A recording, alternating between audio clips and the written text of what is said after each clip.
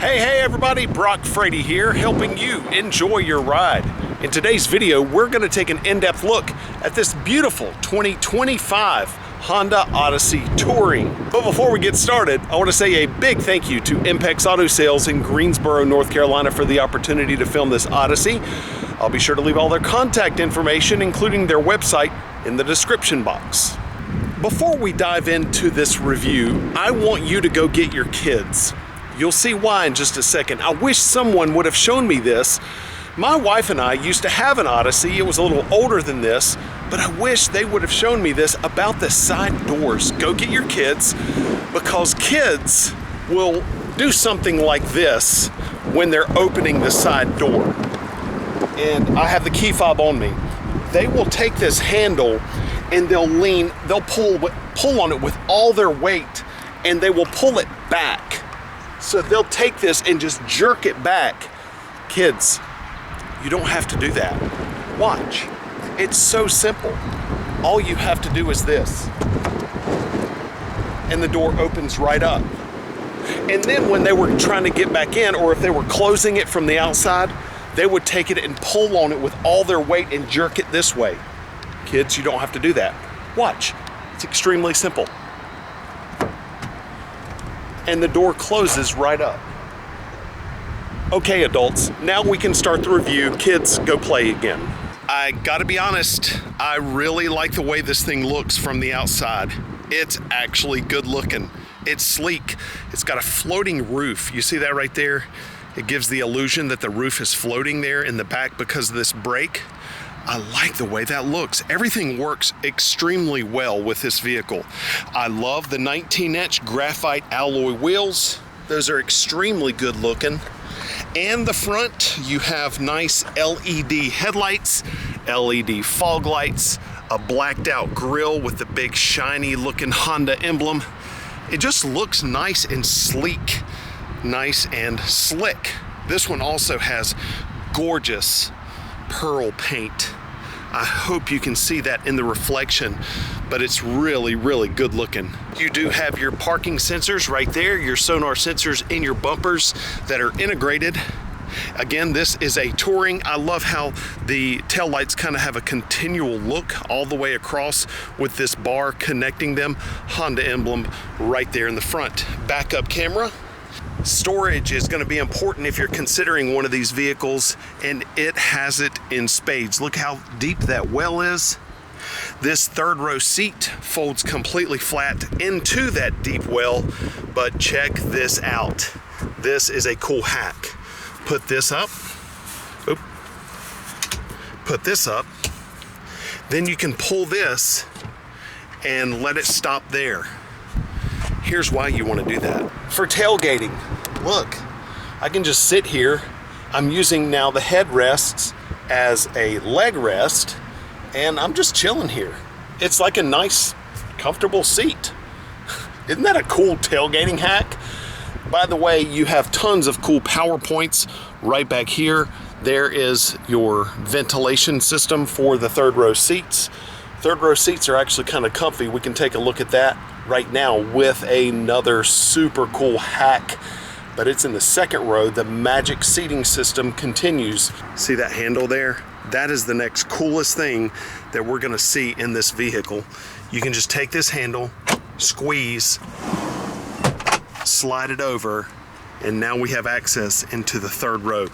The amount of configurations that you have for the second and third row seating is so nice.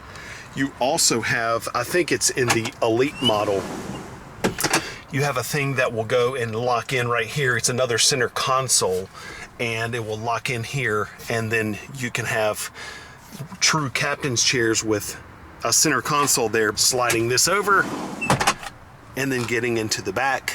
There's your back seat right there. You also have tons of lighting, plenty of vents, and then here is your second row, third row DVD Blu-ray player. I believe it's DVD and Blu-ray for the back. And then you also have a PowerPoint charging right there. This one in particular has the all-weather mats. It also has the carpeted mats. They just happen to be in the back. But then you can take this And you can pull this and it will fold and slide at the same time in case you need to leave that in the outer position. That gives you then access back into the third row as well. Then you can take that, lock it back, and then boom. Then you can take this, pull, and it will tumble the seat forward, giving you more storage room. It has a curb weight of 4,526 pounds. The length is 205.2 inches. The width is 78.5 inches. Height, 69.6 inches. Wheelbase, 118.1 inches. And it has a turning radius of 39.6 feet. One of my favorite things about this Honda Odyssey is this. Key fobs to me are a big deal because they're with you every time you drive the vehicle. You take them in and out of your pocket, in and out of your purse, you put them down in the house, and they have to be with you in order to use the vehicle. I like small, practical, multi-use key fobs. This one checks every box. This is a perfect key fob in my opinion. So look how small it is.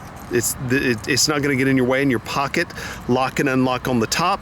I'm gonna hold here. I'm gonna hold on the right side. Both doors just opened. Then I'm gonna hold here on the bottom right. The rear just opened. Then if the doors were locked and everything, you can hit and hold here and it will remote start the vehicle. Then at the very bottom, hit and hold, and it's the panic alarm. I love the practicality and the ease of use of this key fob. It is a fantastic one. It's super functional, it works well, and I love how Honda is not making you pay for remote start. That should be standard on every vehicle in my opinion, because it's just software and it's easy to put on and it adds so much value to the vehicle. Great key fob, Honda. Here's the center console, or the multi-information display in the Honda Odyssey Touring. It's nice. The touchscreen, you cannot really see fingerprints very well. I love that aspect about it. It is touch sensitive and it's smart. It's fast and it responds really well to your touch. It does look a little bit dated though. Like for example, I'm gonna put it in reverse and look at the backup camera. The backup camera just looks old. It's not clear.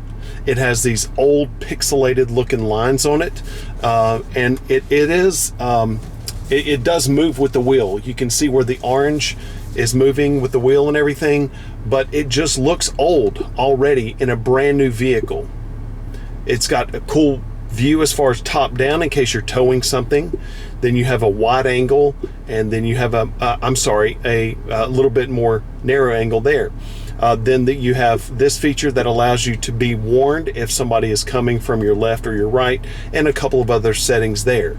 But it just already looks a little bit dated. I'm going to put it in park so that we can go back to our home screen. Now you have all kinds of different things here with apps, navigation, phone. That's another thing. The navigation system, it just looks old. See how pixelated that is? This needs desperately to be updated. Now, you are likely going to be using Apple CarPlay, which is right here, and that looks so much better. But, you know, for the sake of the onboard navigation, it just looks ancient. You have rear entertainment here. That's for your headphones and things like that. Then you have phone. Then you can go here and you have general settings and vehicle settings. I recommend spending some time in vehicle settings and general settings and see what I mean. Look how clear that is.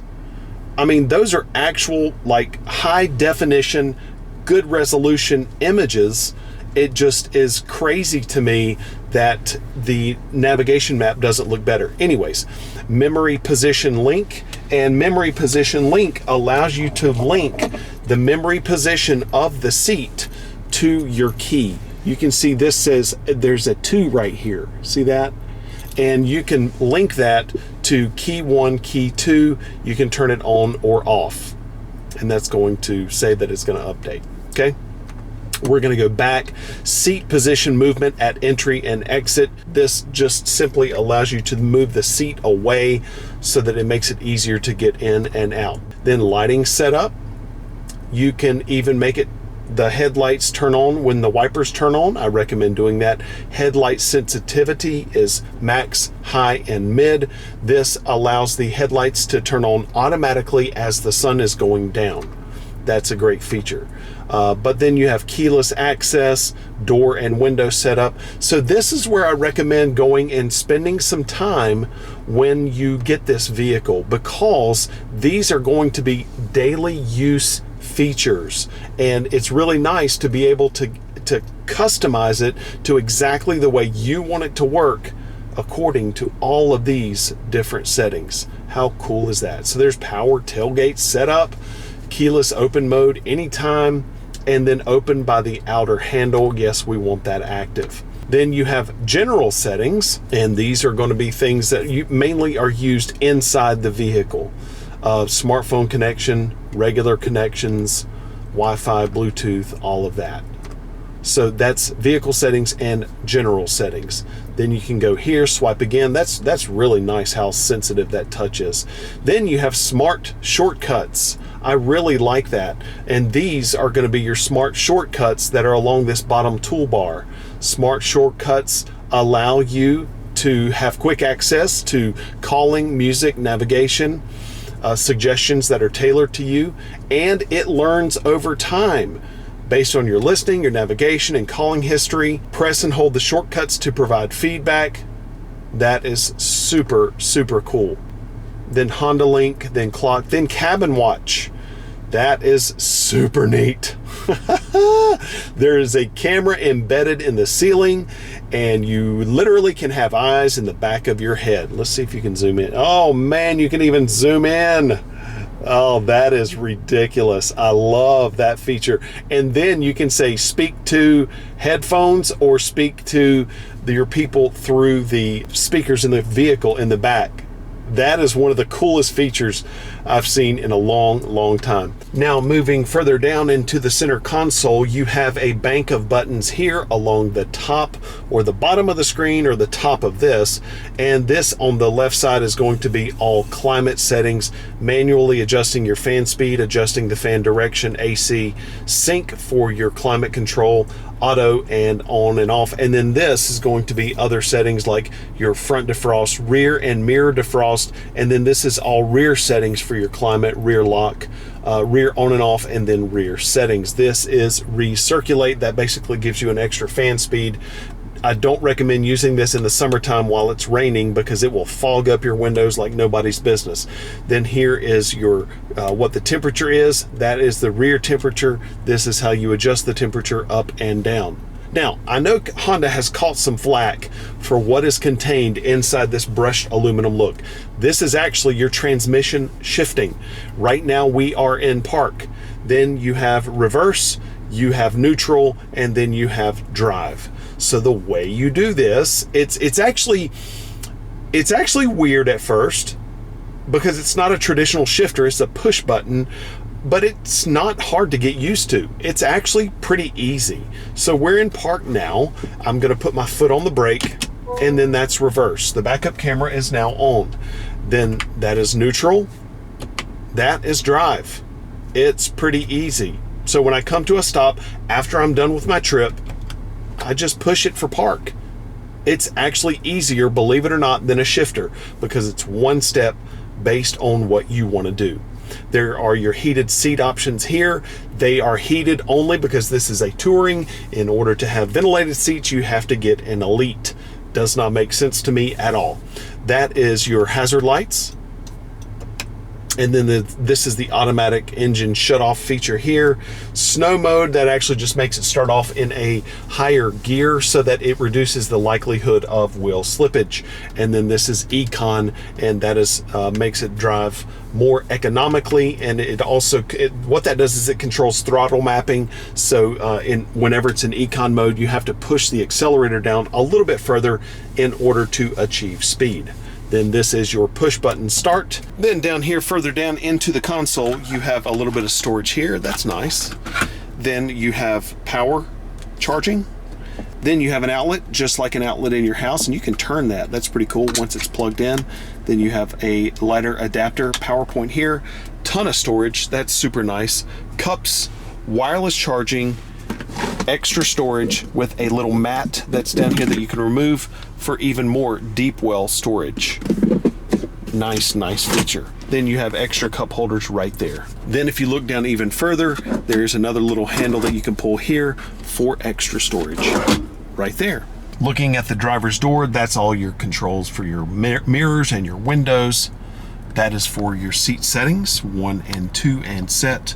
Door controls all right here. Park assist, traction control off, back door, side doors. This is how you can actually enable and disable these buttons here. When you do that, the side doors do not open. When you do that, the side doors do open. Parking brake hold feature. That feature allows you to take your foot off the brake at a stoplight, and then whenever the light turns green, you just tap the gas and go. On your steering wheel here, you have audio controls and voice commands and your home button.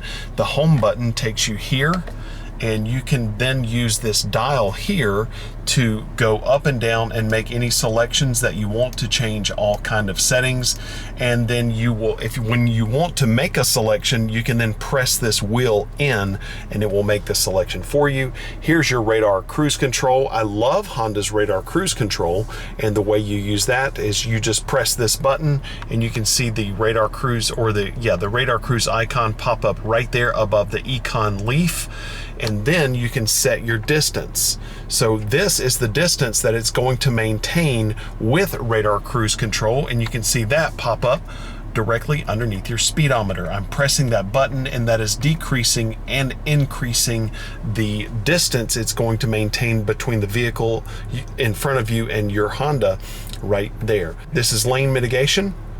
And so this will allow the steering wheel to be nudged left and right in order to keep you inside your lane. I really like the way the layout is here. It's not too bright, not too flashy. Notice the left side is fully digital for your tachometer. The right side is analog for your speedometer. And in the middle, you have the setting of your digital speedometer there as well. So like I was saying just a minute ago, the transmission shifting in this thing, yes, it's push button, but it's really not a big deal. It's in park right now. I just hit the drive button and it's ringed in green, so that's nice. It lets you know it's in drive, and that's it. It's pretty easy to use. I don't really see a big deal about it at all. Here's the turning radius.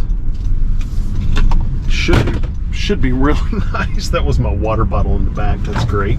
There you go. Turning radius is really good. Let's get on it. It's fast. I really like the torque in it. It feels really good. You know, obviously if you're going to be comparing minivans, you're going to be looking likely at a Toyota Sienna. Those are all hybrid, and this is not hybrid, and it has that really forceful V6 in it, and it feels really good. It's got a good engine sound when you really mash on the accelerator. It has decent response also when you really push the accelerator way down. Now, I do want to say something about the acceleration in this thing from a sitting point, you know, from a stop. So when you try to push the accelerator, if you're at a stoplight and you push the accelerator down and you're not really gunning it, you're just going on average, it takes a second for it to respond. I noticed that in a lot of Hondas that are like the bigger vehicles, the Ridgeline, obviously the Odyssey, the Pilot, it has that same thing. There is this hesitation in the vehicles. I just pushed it down and it just now kicked in.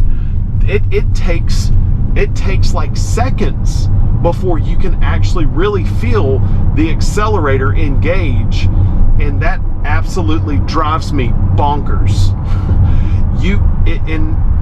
In other words, when you really want to take off, you have to push the gas pedal way down. If you don't really want to take off, you still have to push it pretty far down, and then it like pulls and it like lunges.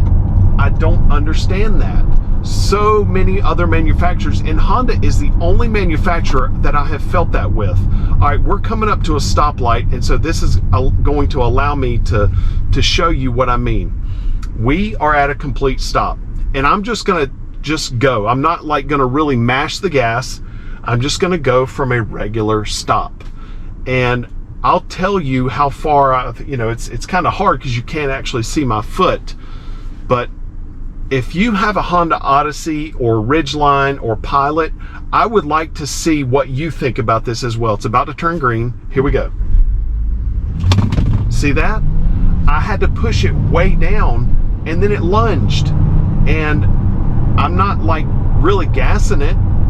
Now, for whatever reason, when you really get into it, it responds fast like it should if you're really not pushing it way down. And I wanted to bring that to your attention because I have noticed that in my wife's Pilot, and it drives me crazy. Because if you're trying to get onto a freeway and you're really trying to like go from an exit ramp to a high speed because you're trying to merge into traffic, it has almost been dangerous at times. I'm saying all that to say that that is something you need to be aware of and you need to be used to. I don't think it's an actual like safety measure or something that's going to actually be dangerous. Just know that when you push the accelerator down, there is going to be a hesitation before it kicks in, and it'll kind of throw you back in the seat. I don't know why that is. It's not necessarily on the Civic or any of the sedans or the small vehicles. It seems like it's only on the ones equipped with a V6 engine. Now that I've spent about 4 minutes talking about that, the drive other than that is exceptional. It's very quiet. The cabin is extremely open and airy and feels great. I'm at 65 miles an hour right now, and I'm going to activate cruise control, and now radar cruise is going, and this is so easy. I have driven a Honda Odyssey to Florida and back, and one way was a 17-hour trip, and I can tell you it was great. And it was an older Odyssey. I can't imagine what this one would be. The cabin is very quiet. Today is a very windy day, and it's just exceptionally smooth and really quiet. Another thing that I love is the lane mitigation that Honda has. It is not jerky. I can feel it working right now, but it's just like a very gentle, gradual nudge left or right depending on how it needs to correct it, and it just feels really, really good. I have a ton of headroom. I have a ton of leg room, and this part of the thing that I think about this shifting setup right here with all the buttons is the fact that it helps reduce the size of the overall panel right here, so it gives taller drivers more knee room, and that is a great design. I really enjoyed that aspect of it. So on the highway, it's really, really good, and it's going to be extremely comfortable in that second row as well. Okay, everybody, that's going to do it for our look at the 2025 Honda Odyssey Touring. I'd love to know what you think about it in the comments section below. And remember, the most important thing of all, have a nice day, everybody.